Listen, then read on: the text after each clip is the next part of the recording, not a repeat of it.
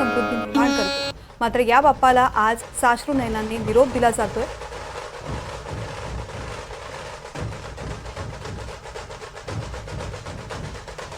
माझी सहकारी भाग्यश्री प्रधान थेट गिरगाव चौपाटीवरून आपल्यासोबत जोडली गेलेली आहे। भाग्यश्री, मुंबईमध्ये विसर्जन मिरवणुकांना सुरुवात झालेली आहे, कशा पद्धतीचं वातावरण सध्या पाहायला मिळतंय?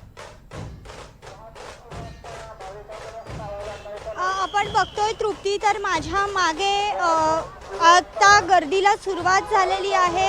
जे घरगुती गणपती आहेत त्यांचं विसर्जन करण्यासाठी भाविक जे आहेत ते गिरगाव चौपाटीकडे वळत आहेत आणि आपण जर बघितलं तर आत्तापर्यंत एक मोठी मूर्ती इथनं विसर्जित झालेली आहे, ती होती परळचा राजा। आणि त्यानंतर अजूनही मोठे गणपती आले नसले तरी घरगुती गणपती विसर्जन करण्यासाठी भाविकांनी इथे गर्दी केलेली आहे। गणपती बाप्पा मोरया, पुढच्या वर्षी लवकर या जयघोषामध्ये बाप्पाचं विसर्जन केलं जात आहे। खरं तर आजचा जो दिवस असतो तो 10 दिवस बाप्पा घरी आल्यानंतर मनोभावे पूजा अर्चा झाल्यानंतर आजचा दिवस बाप्पाला निरोप देण्याचा असतो। अत्यंत जड अंतःकरणाने भाविक जे आहेत ते बाप्पाला निरोप देण्यासाठी इथे येत आहेत। आणि थोड्याच वेळात जे मोठी मंडळ आहेत ज्यांच्या मिरवणुका विसर्जन मिरवणुका आधीच निघालेल्या आहेत ते देखील थोड्याच वेळात इथे गिरगाव चौपाटीला येऊन पोहोचतील। आणि आपण जर बघतोय तर आता लहान मुलांसह सगळेजण इकडे पोहोचतायत, बाप्पाला निरोप देण्यासाठी येत आहेत।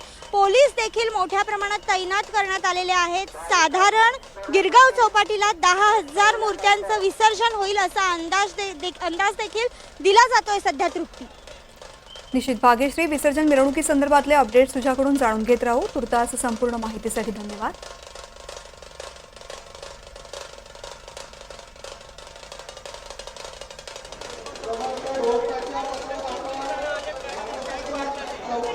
तर मुंबईमध्ये विसर्जन मिरवणुकीला सुरुवात झालेली आहे, दुसरीकडे पुण्यात सुद्धा विसर्जन मिरवणुकीला सुरुवात झालेली आहे।